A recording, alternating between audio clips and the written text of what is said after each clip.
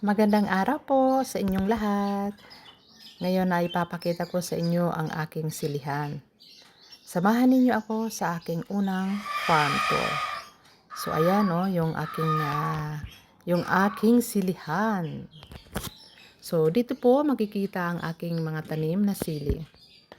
Makikita ninyo na maraming bunga. Alam yung bunga na yan ay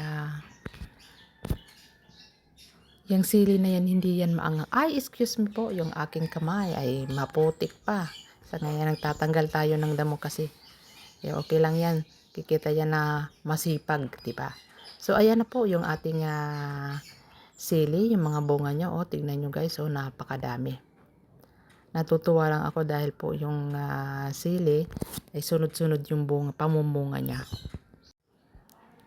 So, ayan guys. So, dito po makikita ang aking mga tanim na sili na makikita ninyo na napakarami na nilang bunga at handa na para anihin. Ilalagaan ko po ito sa pamamagitan ng tamang dilig at paglalagay ng pataba. So, yung pataba naman ay, kumbaga yun ang fertilizer. Masaya po ako dahil sulit ang aking pagod at sipag. Ito po ang bunga ng tiyaga at dedikasyon ng pagtatanim natin. So, yun ang mga kamatis ko. Yan o. Kita nyo guys. So, ngayon naman po, ay papakita tayo yun ng ibang, ibang bunga niya. So, nakikita nyo na maraming pangalan nito, yung damo. Ang haba na ng damo, tignan nyo guys. So, yan. Very excited akong pitasin yung mga sili. Nakita niyo na mahaba yung bunga niya. Sa amin kasi dito, ayan ang dami. Sa Isabela, pinapakbit namin yan. Kasi nga hindi yan maanghang. So, ang isasahog namin ay yung tinapa. Tinapa tapos lagyan ng kamatis, luya, ganon. So, yan. Masarap na yan. Kung itatry nyo po, ay, naku, nang haba-haba ng bunga niya. Tignan nyo guys, pangsigang, masarap yan. So, ngayon, dadako tayo sa ating pagtatanggal ng damo naman. Kasi nga mahaba na yung damo niya. Tatanggalin ko ang mga damo sa paligid ng mga sili.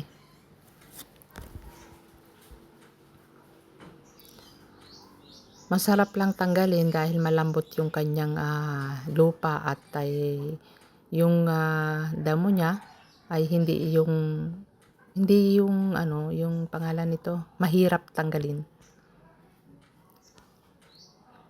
Pero mayroon dyan damo na masakit talaga yung niya, yung tinik. Alam niyo yung damo na mahaba tapos may tinik-tinik sa yun ang ayaw na ayaw ko dyan. Kahit medyo nakakapagod, kailangan itong gawin para mas maging malusog ang mga tanim. At ayan ang aking simpleng farm tour. Ayan tignan nyo guys, yan ang pinapakita ko na talagang masakit yan pag nagdadamo ako. At ayan ang aking simpleng farm tour at pag-aalaga ng silihan. So maraming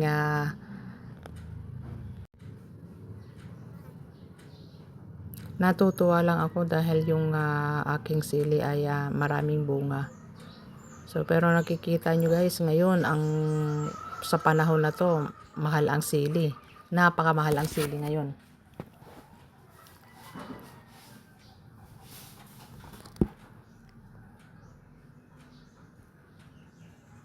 Tayo muna tayo at masakit na sa tuhod. Wala kasi akong dalang upuan dyan. Kapag nagtatanggal kasi ako ng damo ay nagdadala ako ng upuan. So, nag-i-enjoy lang naman din ako.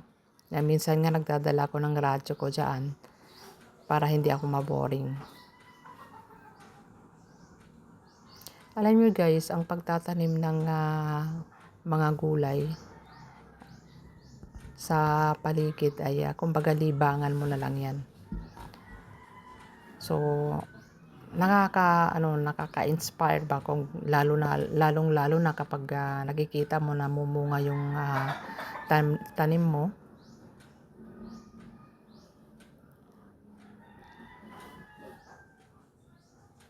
Tuwang-tuwa ka naman.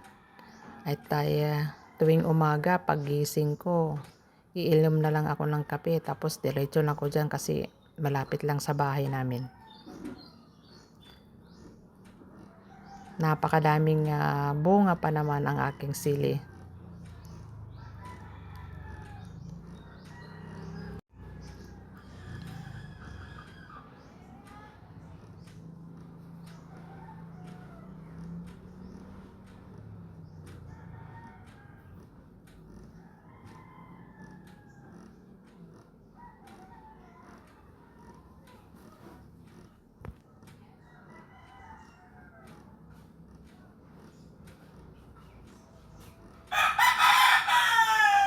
Nagtilaok pa yung manok natin.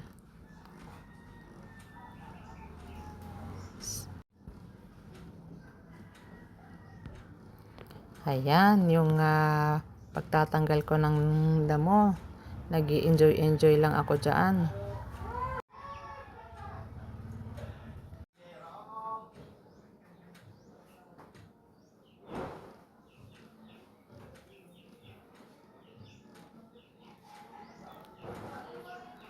Alam niyo guys, minsan yung aking alam niyo yung damit ko, may uniform ako, sombrero, yung bota. Ayaw kong mag-garden ng walang bota kasi nga natatakot ako sa hindi mo maiiwasan na may nakikita kang insekto. Kagaya ng langgam, bulate. Ayan na, ayaw ko yung bulate. At ay lalo na ang palaka. Ang palaka hindi naman ako masyadong takot, pero mas natatakot ako sa bulate. Kaya kahit mainit, nagbobota pa rin ako dyan.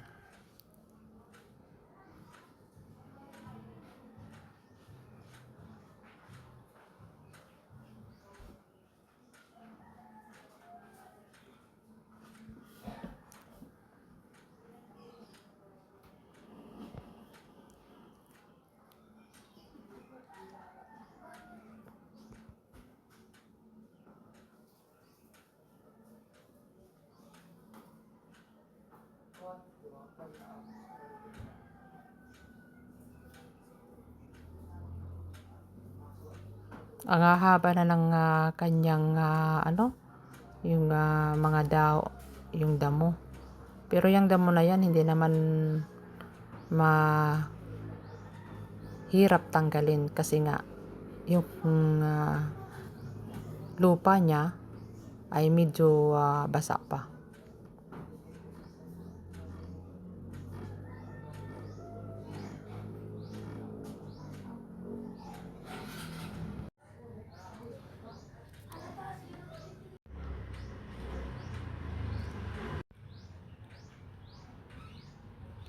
So, ayan guys. Salamat po sa inyong panonood sa aking short na video. Kung nagustuhan nyo naman po ay salamat sa inyong panonood. At ayan po ang aking simpleng farm tour at pag-aalaga ng silihan. So, maraming salamat po sa panonood. Huwag kalimutang mag-like at mag-subscribe para sa iba kong mga videos. Hanggang sa muli.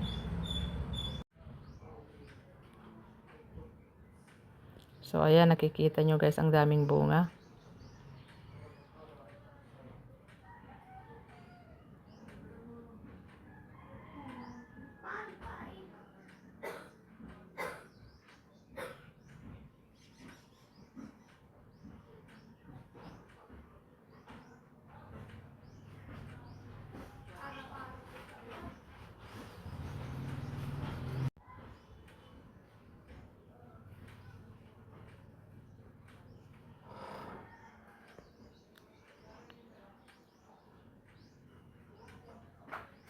Thank you very much for your watching.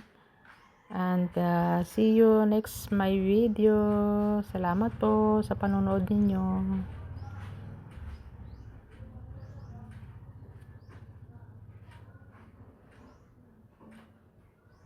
Akala ko magtatapos na.